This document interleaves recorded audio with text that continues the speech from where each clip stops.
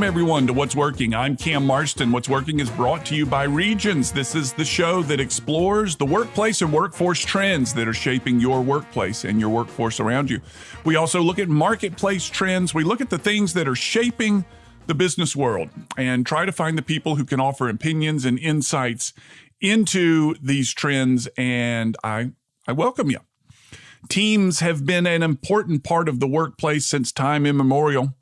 There's never been a workplace that didn't depend on the teams. They're often individual workers. They're lone rangers. We had a conversation on the show not long ago about cowboys, workers as cowboys, not literal cowboys, but workers with the attitude of cowboys. But creating teams has always been a very important part of any manager's or leader's jobs on their team. First, finding the right people and then assembling them into teams. And there is always a new publication coming out about the new ways of teams or teams of the future or teams with the millennials or the next generation of teaming and stuff like this. I'm always a little skeptical of things like that because teams is one of the things, or being a part of a shaping, forming, leading teams is one of the things that I think are part of human nature, that we as humans, and have for a long, long time, sought the same things when it comes to being on a team. And we often say, a new generation, new technology, et cetera, is changing the way teams function. And that may be true to an extent. But in terms of creating and leading teams, I think this is something that hasn't changed in a long, long time. And that's the focus of our show to you this evening. I had a friend way back named Dan Lyons, and when I started doing the show, I had him in the back of my mind, and the COVID crisis brought some time on my hands, and I found him. I found Dan. Dan teaches team building at the business schools up and down the Eastern Seaboard. If you've ever heard of them, if they're famous, Dan is one of the people that teaches team buildings in their business schools. And he does it through the metaphor or the medium of rowing those long shells, put them in together, and teach them how to be a team. When we come back from break, we'll have Dan on the line. You're listening to What's Working. I'm Cam Marston. What's Working is brought to you by Regions.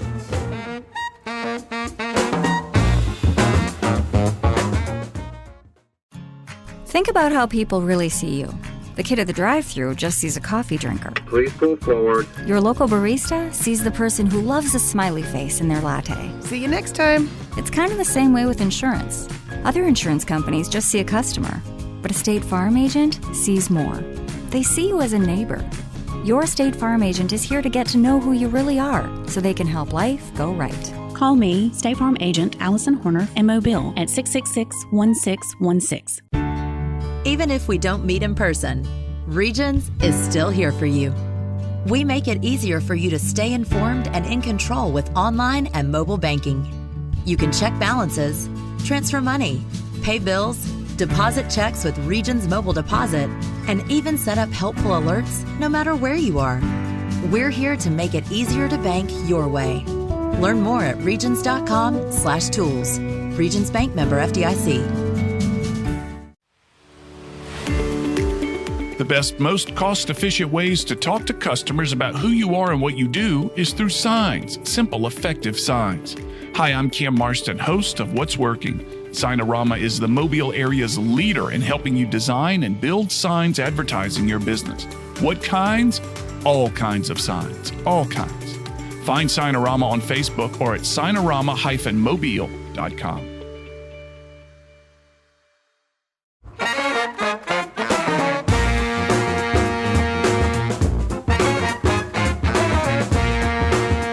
We're back. You're listening to What's Working. I'm Cam Marston. What's Working is brought to you by Regions. And on the line with me is an old friend that I've resurrected from back in the day, Dan Lyons. Dan was on the Tuesday, Thursday show not long ago when we got him on to talk about teamwork. And we didn't get through his 8 components of teamwork, the 8 secrets of teamwork.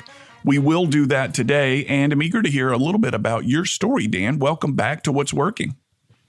Thanks, Cam. It's my pleasure to be on What's Working. Again, I didn't expect this type of honor, and I am ready to go. Yeah. Now, you've won world championships in rowing. You've participated in the Olympics. You've had a wonderful discharge from the Navy, but nothing compares to your life now that you've been on this show. That is very true. From now, this point forward, I look ahead to a happy and prosperous life. That's exactly right. Your life clearly now has a before and after. And welcome to the after of being on the show. Now, I know that for years, Team Concepts, just in looking at your website, has done a wonderful job selling some elite training to some elite business schools and some elite companies. And just think now you're giving it away to tens of thousands of people in South Alabama. It must feel great that you've worked so hard to make it so valuable, and you're about to give away the 8 secrets. Yes, we are about to give them away. Nothing's for free, Cam. Actually, they're going to have to work at implementing the 8 secrets. And so I'm under no illusions as to that. But yes, if any audience deserves it, yours does. You're the man. Let's get going. You're the man. You're just the man.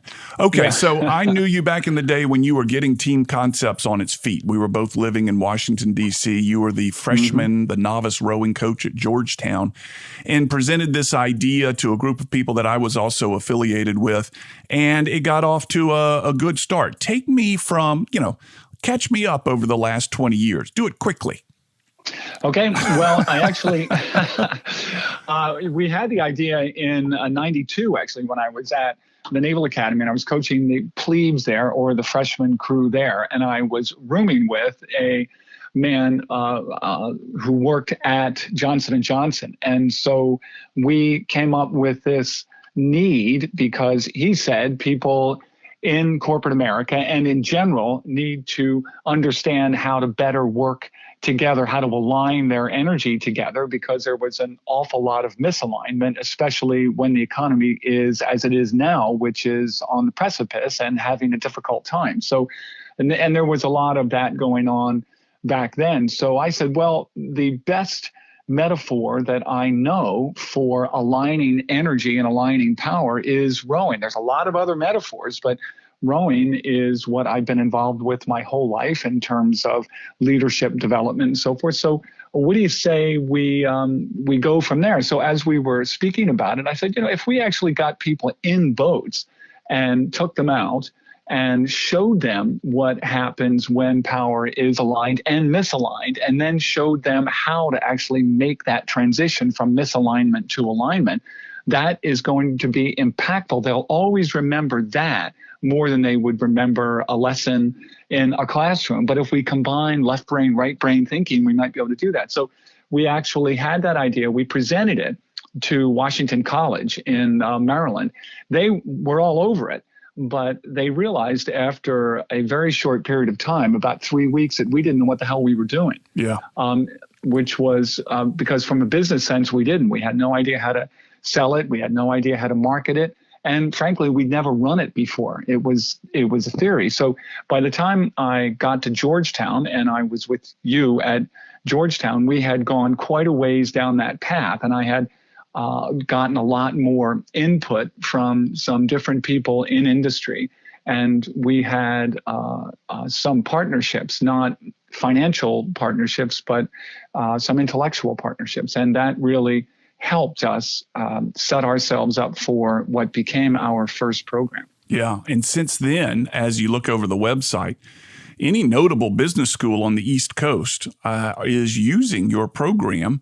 They're not now. You can't get in a boat together now. We're still in the COVID shutdown, but typically you're busy on the water using or training or teaching for some of the most notable business schools up and down the Eastern Seaboard.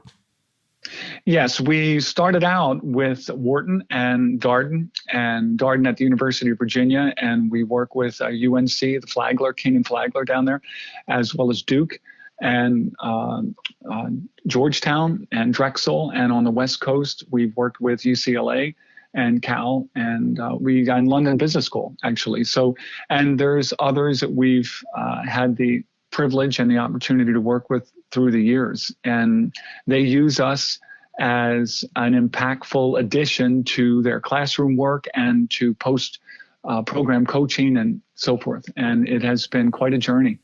I have taught at the UCLA School of Business, which was pretty cool. There's no way. I think there were several alarms that went off as I entered through the door going unqualified. But I taught in there it was an executive crowd one day. And I thought this is probably as elite as it's going to get for a guy like me. But it's really neat to see the success and the grasping of the concepts that you present. What did you say? In alignment, energy in alignment. Tell me, I want to get into these 8 secrets, but what is the reaction of do you call them participants? Do you call them rowers? Do you call them students as they begin to see what can happen as their energies align? Well, we do call them students and teammates, really. And when we are marketing and we are selling and we are evangelizing, to use that term, to a certain extent, because we really believe in what it is we're doing. We believe that we have to start right from the beginning to address everybody in terms of teams. And so teammates. And that is exactly how we see whom it is we bring aboard. So what we're trying to do right away is to get people to focus on first transformation of their energy. So we tell them there's only 2 types of energy out there. There's negative or positive. So you're one or the other. There's no neutral. So we have to get everybody to understand that is when they wake up in the morning, what they are thinking about. Am I negative today or am I positive today? That's what I was thinking about today when I got up. And frankly, I was had a rough night last night in some ways, so I was a little negative. But I thought about it, and I'm like, okay, let's just deal with it. And if there's positive coming here, I'm going to control that. And so that's what we're talking about when we first bring people in. And then it's like, okay, how do you align all of that energy with everybody else? So you're basically throwing out ties that bind to each other, and those ties that bind are energy conduits. They're basically wires, and they're going to carry energy through it. And so we bring everybody in so that nobody feels that they are out of bounds of the rest of the group. In other words, we get them aligned pretty much right from the beginning, and we have a method to do that.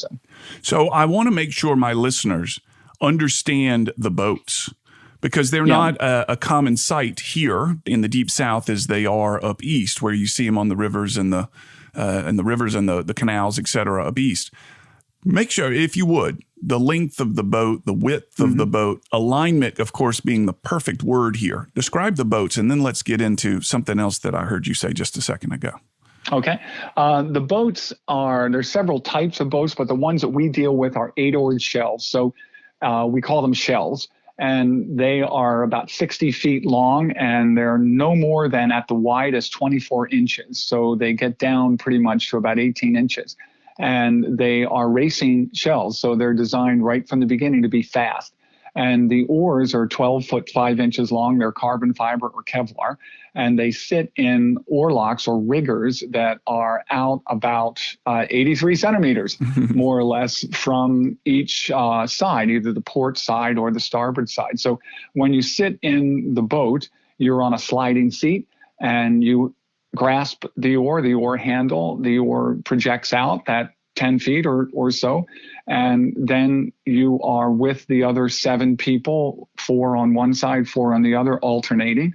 And the key with and the difficulty of the shell is balance, because it is a rounded hull. It is something that's designed for maximum speed cutting through the water. So you have the challenge of balancing the boat so that it doesn't go from side to side. And frankly, when you're rowing, that becomes the issue that's got to be addressed first, which is why when we put people in the boat that have never rowed before, we always put at least 2 experienced people in the boat, usually in the bow, numbers 1 and 2, in order to provide a semblance of balance right from the beginning. Yeah.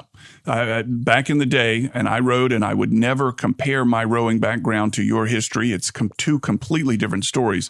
But I remember setting the boat, balancing the boat being one of the most difficult problems of every practice, was getting that right from the get-go so that you could actually do the work to propel the boat. It has to be balanced for you to most easily propel the boat. Now, something you said there, the energy ties, the energy bonds between two participants in the shell, between two rowers, it's beginning to sound a little mystical the way you talk about it, a little bit of a little bit of alternative medicine, high-level energy. Is that intended?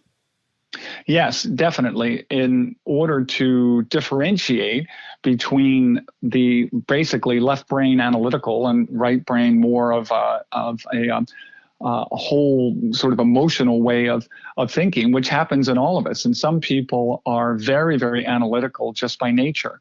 And so they're going to want to know a beginning, a middle, and an end, and they're going to want to know the process to get in there. And other people are going to be thinking much more in terms of an awareness of the emotional environment. And that's just in all of us. And we have different sort of levels of that. So it is intentional, because when we're operating in a high performance team, which is what we're trying to do, people have to be aware of what is going on around them in order to maximize the individual talents and the individual abilities of each person. So balance in a shell demands that kind of awareness, because as soon as you get into the boat, it's not all about you.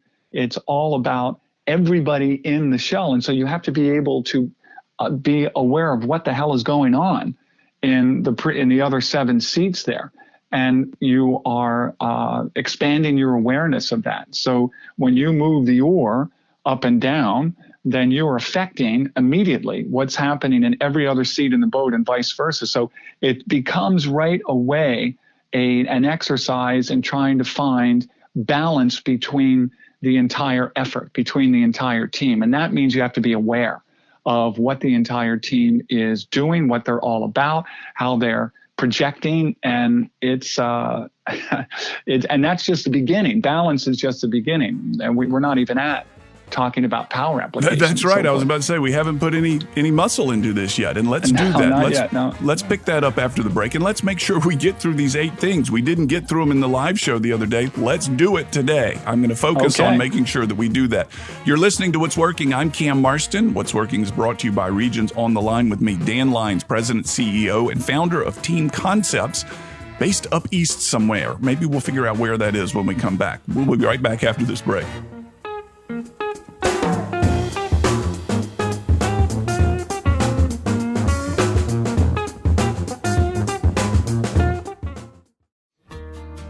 I'm Matt Armbruster with Ransom Ministries.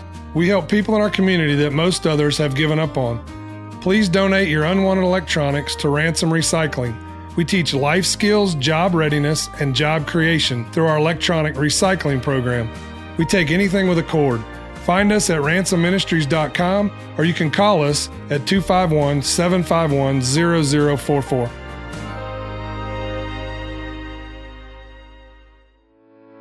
Do you have a plan to protect your income if you can't work? We'd all like to believe that we'll never be disabled, but the reality is it could happen to you. And if it does, will your income be protected, your family be cared for? Richard Otts has served the Gulf Coast since 1997.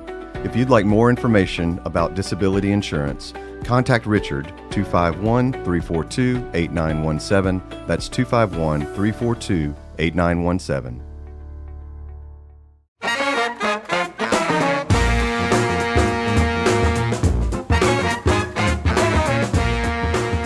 You're listening to What's Working. I'm Cam Marston. What's Working is brought to you by Regions. Dan Lyons is the president, CEO, founder of Team Concepts, based up east somewhere. He teaches the rowing as a metaphor for team building. Dan, first, where would you consider the headquarters of your company, because you move up and down the eastern seaboard as you train? Philadelphia, Pennsylvania, Cam, and we've been here since the beginning. We have, however, offices really everywhere at this point. So, but primarily Philly and DC. Yeah. Philadelphia, DC area, and teach teamwork through the metaphor of rowing. Prior to the break, Dan, we were talking about just setting the boat up. So, and that's before applying power, putting towards any energy on the oars to propel the boat through the water. Let's get into these 8 secrets that you have listed on your website. The secrets, your leadership model is 8 secrets. And I want to hear you elaborate on them and what they mean to my listeners. Bear in mind, my listeners are generally influencers in the business world. They largely lean male, but they're not exclusively so. And they listen to this show in order to get better at what it is that they do. So let's make sure we keep them in mind as we go through these secrets and give some practical application for these things. Secret 1 reads, everyone wants to be a part of something bigger than themselves. Go ahead. Yes, and that is, as an influencer and as a leader, something that we all have to keep in mind, which is everybody wants to be part of something bigger. Now, it may not be your something bigger. It may be someone else's something bigger, but we don't start out with the assumption that they don't want to be part of my team. They don't want to be here. We start out with the assumption that they do. And what we have to do is create the environment where they are maximized to that effect, to where they are going to give everything they have to that something bigger. And we help them identify what it is that they want to be part of. But everyone aspires to be greater than themselves. And that's because we all want to feel powerful. We all want to feel at some point that we are connected to a greater sense of the universe, a greater sense of self. That's one of the reasons why we are so committed at times to God and to another way of thinking. So it's, I want to reemphasize something that I said. I want to make sure I understood it clearly. We begin with the idea that the people on my team want to be here and want to be a part of something larger than themselves. We don't have to convince them of that. We don't have to earn that right from them. We assume that as soon as we meet them or as soon as the team is formed. That's just a human craving. Yes, it is. And so our job becomes how do we maximize that craving? And they want to be part of people more than anything else. They want to be loved and valued, which is secret 2. So basically, how you make sure we maximize their need and their want to be part of something bigger is we value them. And how we value them is the process of creating and leading a high performance team, which is going on. So I basically took secret 2 away, Cam. Sorry about that. I noticed that. Secret 2 reads, everyone wants to feel valued. Take care of your people with sincerity and authenticity. Tell me more about that, because I believe you. I think that's true. I think that there are some team leaders who can go over the top on this thing, and their inauthentic care drives people away. Give me some more. What do you teach these people who are in your shells about this? Well, we are talking about energy right from the beginning. So again, positive or negative. So you are valuing people right from the beginning by challenging them. Remember, when we're rowing, we're not just involved in the exercise of trying to be nice to each other and just paddling along on a nice summer day. We are trying to create a situation where everybody is giving the best they've got to give, the most power that they can put out. The effort has got to be aligned with everybody else's effort with passion. And so this is not just paddling. We're cranking here. And so in order to do that, we have to give people the opportunity to feel that they are valuable to everybody else on the team and that their contribution means something. So when we walk into the office in the morning, we are challenging our people right away, but we're doing it from the process of valuing. So we say, good morning, Cam, how was your day? And rather than saying, Cam, it's just not been a good day for me. I don't want to hear from you, and go in and slam the door. And so you start off with something that, to a certain extent, disarms everybody because it opens them up to be challenged in the next statement. Yeah. So today we're going to do this, and I'm pretty excited about it. It's going to be a little bit of a challenge. It's going to be hard on us, but I think at the end of the day, they're gonna kick some butt. It's going to be it's going to make us feel awesome. Yeah. I'm meeting with my team later today, and I will sit down with them, and we're talking about where this show is going. It continues to grow. There's positive momentum on it. And it's so easy for me to want to sit down and say, all right, I wouldn't say this, but my behavior would say, not really interested in what you've done this morning, not interested in what you did last night. Please don't tell me any story about your kids. They're just the same as mine. I've heard all the stories. Let's get to work. However, I've learned that when I do that, people work with you because they have to. They work with you because they feel, it's their job. But when you get in there early and start chatting it up and asking the questions that you've just made an example of, something different happens. Something different forms with the team. And I think it has to do with sincerity and their support and energy to want to take whatever project's now in front of us to a different place. That's the sincerity and authenticity that I have had to struggle to learn, but it's proving to be very effective. Yeah, and you can actually look at this not from a metaphorical, but from a visual angle. When you go into the room and you sit down, you can look at your people in terms of isolated silos, and that's how they're feeling as soon as you walk in. And so your job is to break those silos open and have everybody reach out and connect to everyone else. And when you are authentic and sincere and care about them, and it doesn't have to be a long explanation or a long outreach at all. This can be done in a sentence or two sentences, just showing caring. And as soon as you do that, then those silos break down and people reach out to each other. And all of a sudden, that meeting has got flow and energy and purpose and passion, and you're ready to reach forward for the day with people who are committed to doing what it is the team has in mind to get done for that day. Yeah. It's just a much better experience all around. And you can't see me, but I'm nodding. Yes, that's the exact description. Let's move on to secret number 3, define the performance objective. Let's recap. Secret 1, everyone wants to be a part of something bigger than themselves. Secret 2, everyone wants to feel valued. Secret 3, define the performance objective. Clearly articulate specific objectives that are both challenging and achievable. Yes, and there's actually 2 points to this, because the first thing that we want to do is the objective becomes the best we can do. That's the overriding high performance. That's a high performance objective. It's the best we can do. So we're trying to get the maximum effort and the maximum abilities from everybody. But in order to do that, we actually have to give them the process, especially more of our left brain analytical people who really need to know, okay, what steps do I have to take to get to this defined objective? And in business, a lot of times we just assume that people want or that know the objectives. We assume that they understand exactly where we're going, and so we never really articulate it.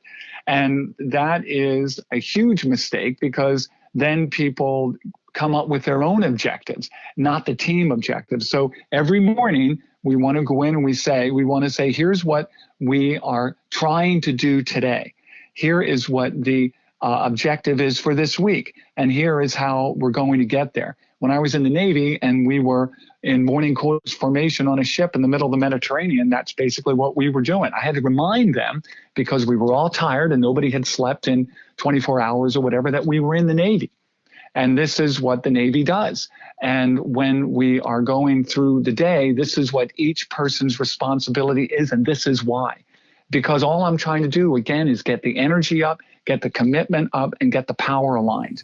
I was talking to another guy yesterday, and he mentioned something similar, and it surprises me the number of people who don't know what they're there for in the workplace, and they don't know why their role has significance. That people around them assume that that this other person understands, or that the person that hired them just assumes, I don't need to explain to them what their job is and why they're here and the importance of their role. That was explained, or they can figure that out themselves. But repeatedly, I hear the necessity of articulating this clearly, not once, but regularly. You're suggesting daily. Is that right? Yeah. Yeah, absolutely. It doesn't have to be said the same way. As a matter of fact, when it is said the same way, it loses impact. Yeah. So that's where a leader has to show the ability to be engaged and change themselves, because we need to change the language. We need to change the way we're saying it. Sometimes we need to demonstrate it and then say, I just demonstrated it. Yeah. It is engagement. That's really what everybody wants. Everybody wants to know that you as a leader are engaged with them as followers and people who are locked into the same mission.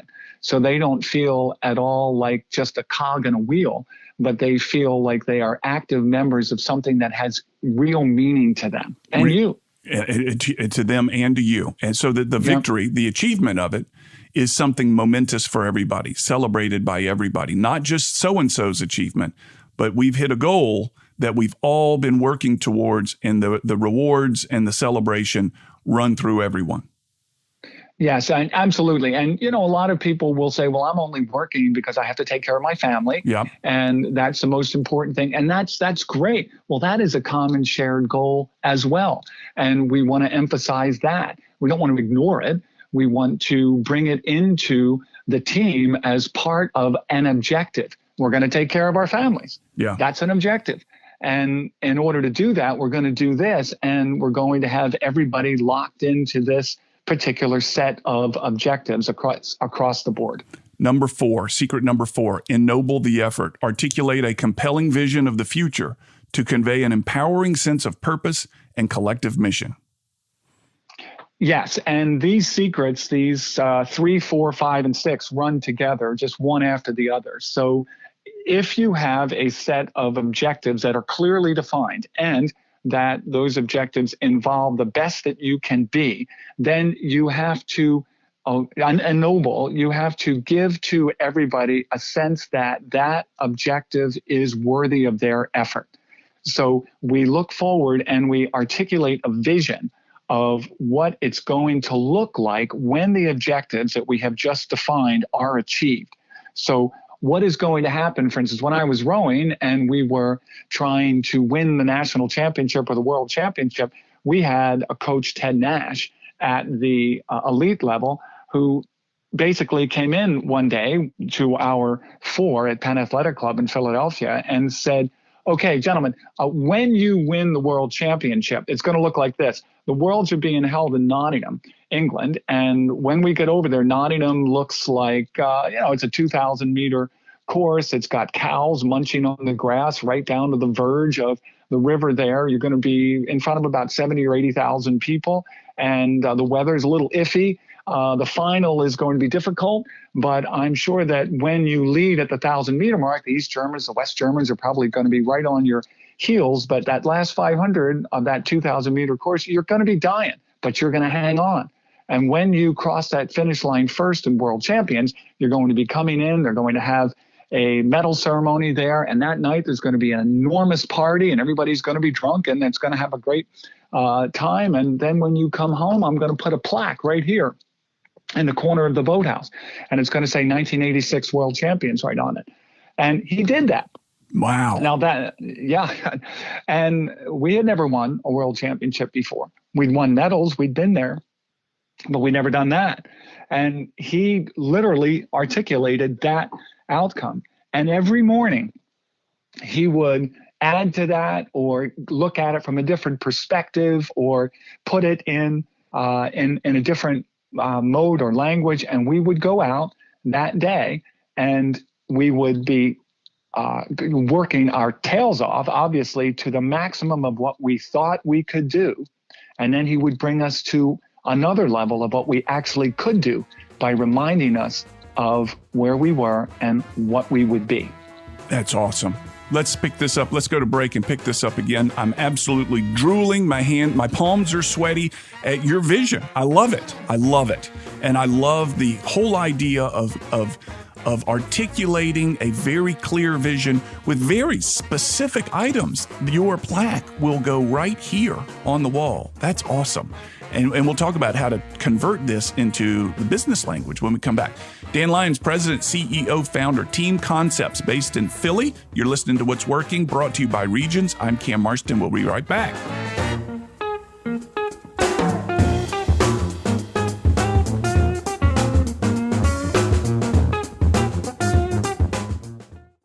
Life insurance is one of those subjects that make people want to change the subject rather than admit they probably don't have enough. I'm State Farm agent Allison Horner, and that's why I focus on how the benefits of life insurance actually live on by asking people to think in terms of life without having to sell the house insurance, or life without having to give up college insurance. Find out how the benefits of life insurance can live on for your family. Call me, State Farm agent Allison Horner, and get to a better state with State Farm. That's the sound of rush hour. Hello, recess. Mom! Work from home is a lot of work. Mommy! Even though we're a little further apart right now, we're still in this together. Regions is donating this ad to local food banks to shine a light on them as they feed our neighbors in need. Learn how you can help or get help at regions.com/foodbank. Regions Bank, member FDIC. This is Cam Marston, host of What's Working. Jim Mitchell and his team at Signorama have provided all types of signage for nearly every event I've been a part of for years. I know his team's creativity, their multitude of products, and how easy they are to work with. His No Mistake Signorama is South Alabama's marketplace leader. Find Signorama on Facebook. Call 634-0100 or visit next to Mullinex Ford on Airport Boulevard.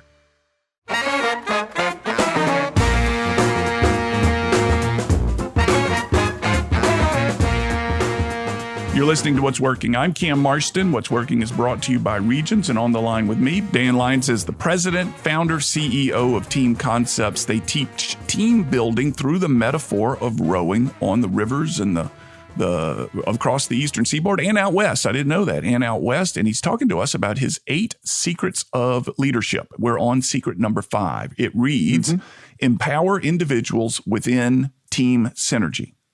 Yes, empowerment comes from ennoblement, which comes from the objective.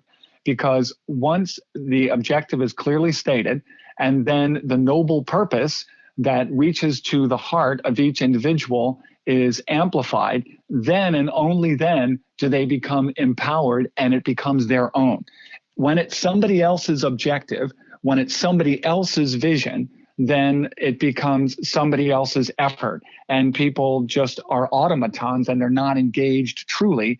It doesn't become theirs. So the objective for the leader is to make sure that every single person on that team believes that that vision that they are going after is theirs. It's shared by everybody, and that's the only way that they can become empowered to create energy themselves rather than just sharing everybody's energy. They have to actually pulse that energy and keep that energy flowing through the team. And when the effort is their effort and it's their project and it becomes their life, then you've succeeded. You really are exactly where you want to be. And the way we do that is by the previous 2 secrets, and then by giving people the ability to not be curtailed in their business effort or in their effort in general, not be negatively pushed, but to be positively influenced with everything they do. When they show some initiative, reward them. When just because they're going to, because it's their vision. And you can't just articulate the vision and then say, well, I've got you motivated, but I was just kidding really about your part in this. Mm-hmm. You have to give them the opportunity to fail as well as the opportunity to succeed. So this is about getting them to own their contribution to the effort, to getting them, what is the word I'm looking for? To making them own it and want to take ownership of it and lead their portion of the contribution. The opposite, I guess, may be easier to say. It would be somebody who says, yes, I'm a part of the XYZ team and we've been given this goal and I guess we just got to go chase this goal. And in order to prevent from getting fired, letting the team down, not getting my bonus, I just do what I have to help everybody get there. The other side of that is I see myself at this goal and I see how I can contribute to the team in unique ways to help us get there. Am I on track? Yes, absolutely. Because let's put it this way, when they go home at the end of the day, if they leave everything behind and they're not thinking about what the project is or what the work is or who's on the team, and it's just, well, that's my job. That's just my job. And 5 o'clock or 6 o'clock or whatever, I'm going home and I'm forgetting about it. They're not truly empowered. They're empowered when they're thinking about it the same way you're thinking about it. When they leave work, they're thinking about, when I come in the next day, what can we do to make this project better? How can I help Bob and Mary and everybody else on the team? I'm really excited about this. Mm-hmm. That's when it's theirs. Secret 6. And that's what we want. Yeah, that's when it's theirs. Secret 6, foster personal responsibility. We kind of touched on that a little bit when people own it and they make decisions and you're rewarding them for success and you're letting them fail.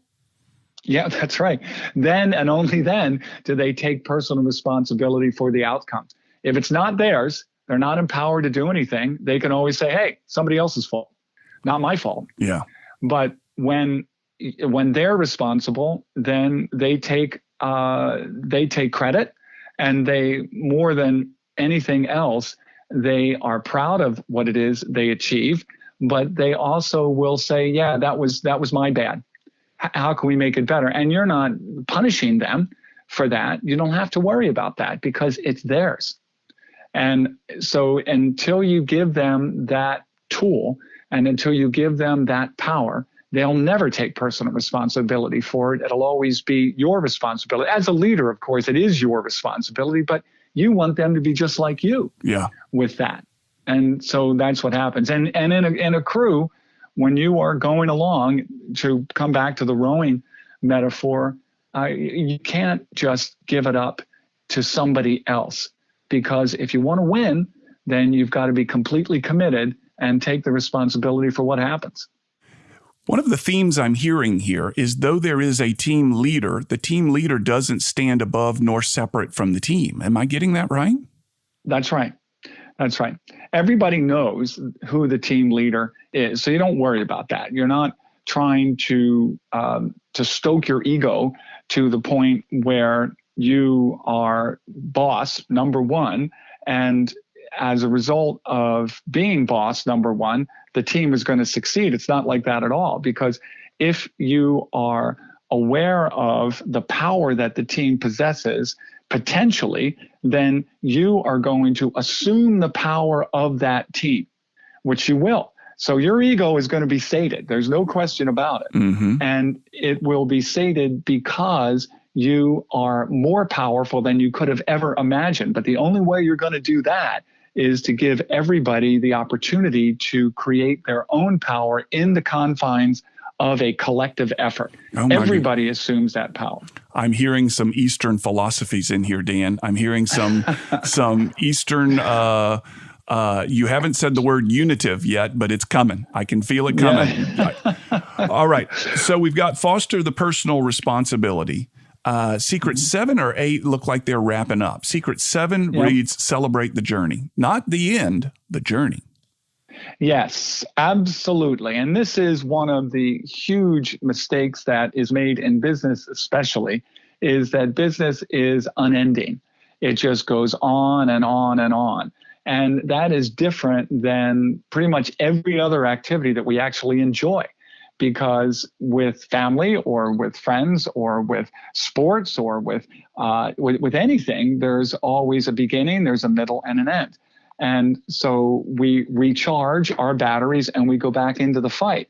And in business, we have to do exactly the same thing. We have to have a beginning that's a celebration.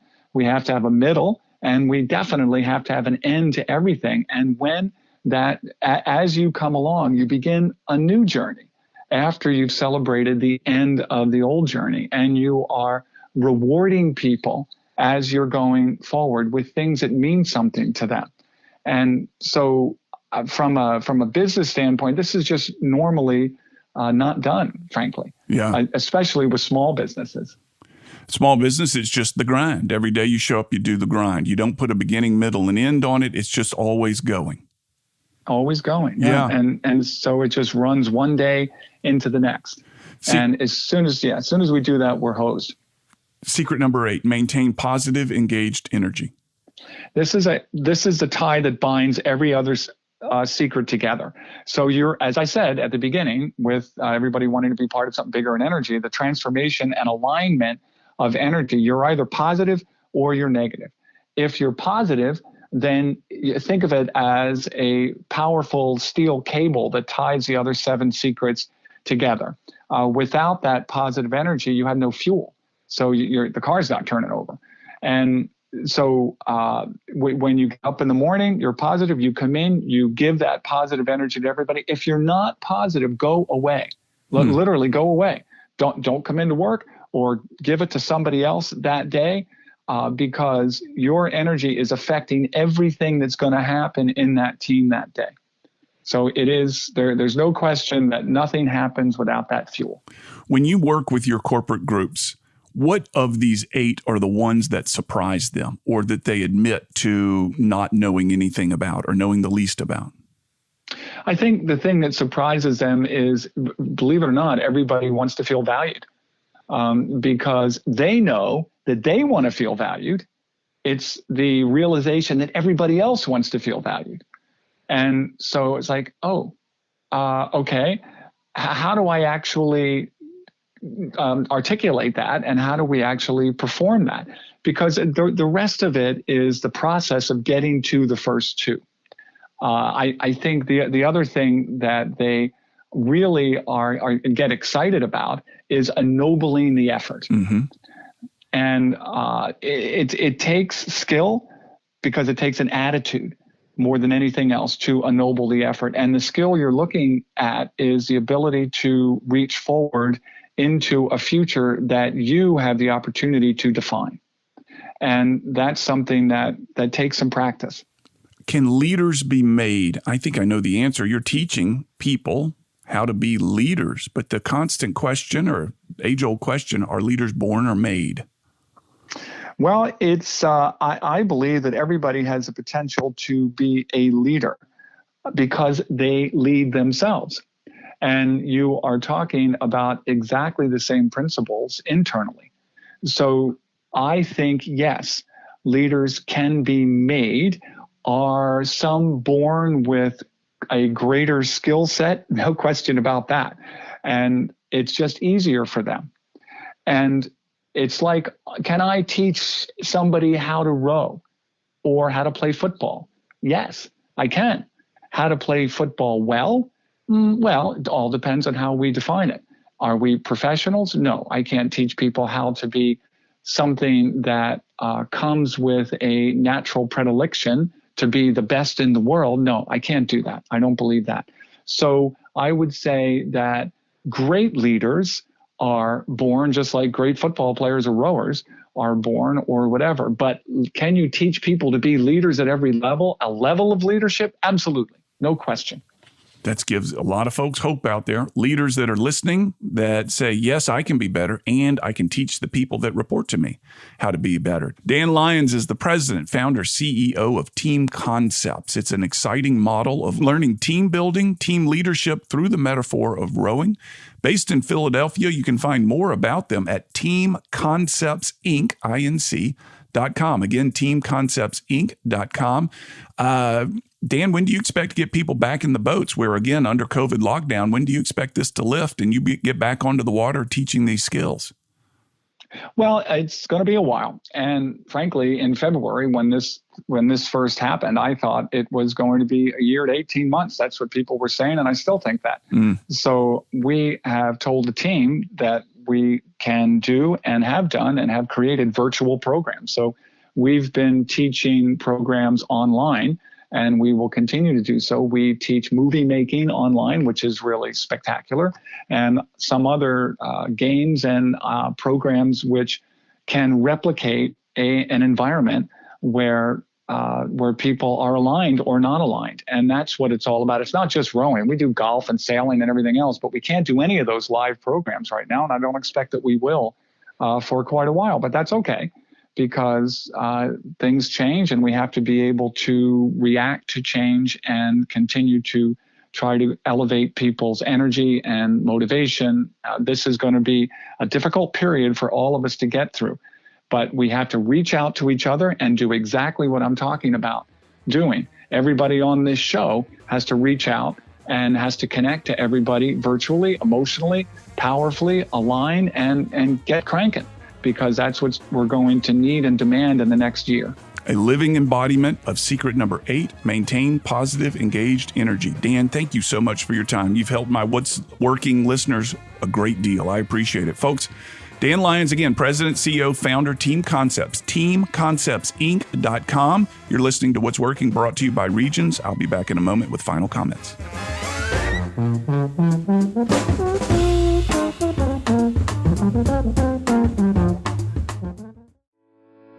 Do you sometimes wonder about different money topics, but struggle to find the answers?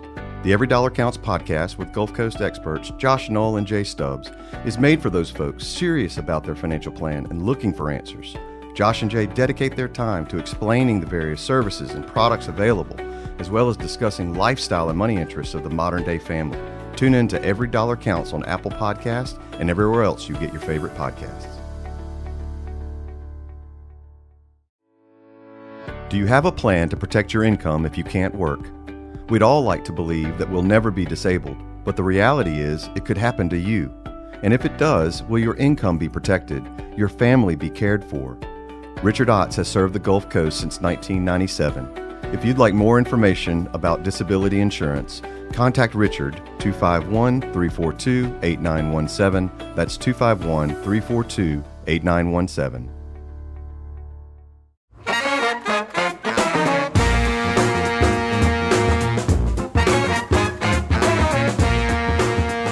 I don't know about you, but when Dan was telling that story about Ted Nash and the way he was directing those rowers to go win, I think it was the World Championship Games or something over in Europe, and talking to them about what they were going to do and what they were going to see and what they were going to experience and how they were going to get through it and how they were going to win despite all these obstacles. And then when you get home, we're going to put your banner or your flag or your trophy, I forget what it was, right here in this boathouse. This is where it's going to go. I mean, I was fired up. I was fired up for Dan. And I wasn't even there. I rowed in college, but man, I was not nearly to the degree that Dan is. He's an elite rower. But I was fired up. I could feel the energy. And I thought to myself, Dan's telling me the story. Now, I have a soft spot for good storytellers with good stories to tell, and that's exactly what that was. I have a soft spot for things like that. But as Dan wrapped that conversation up, that story up, I thought, I can do this. I can do this with my teams, with my family, with the people around me. I can kind of project their role into the future and tell them how it's going to end up. It's just that I don't ever think about doing it. And the fact that I got so motivated and inspired by what Dan said made me think, gosh, this is something that I should do. Look at the way I feel. I'm not even involved in this. And look at the way that I feel about this. This is something perhaps that I should do, that I should make a part of my stuff. Special thanks to Dan. Boy, it was wonderful to reconnect with him. All right, that wraps it up. Show's producer, John Thompson, Ion Digital, EYEON Digital. Take a look. Very impressive. And I always thank Kristen Ogden for arranging these things, marrying schedules. She's critical to the show's success. Thank you very much, Kristen. We'll have another show for you next week, everybody. Have a good week. You're listening to What's Working, brought to you by Regions.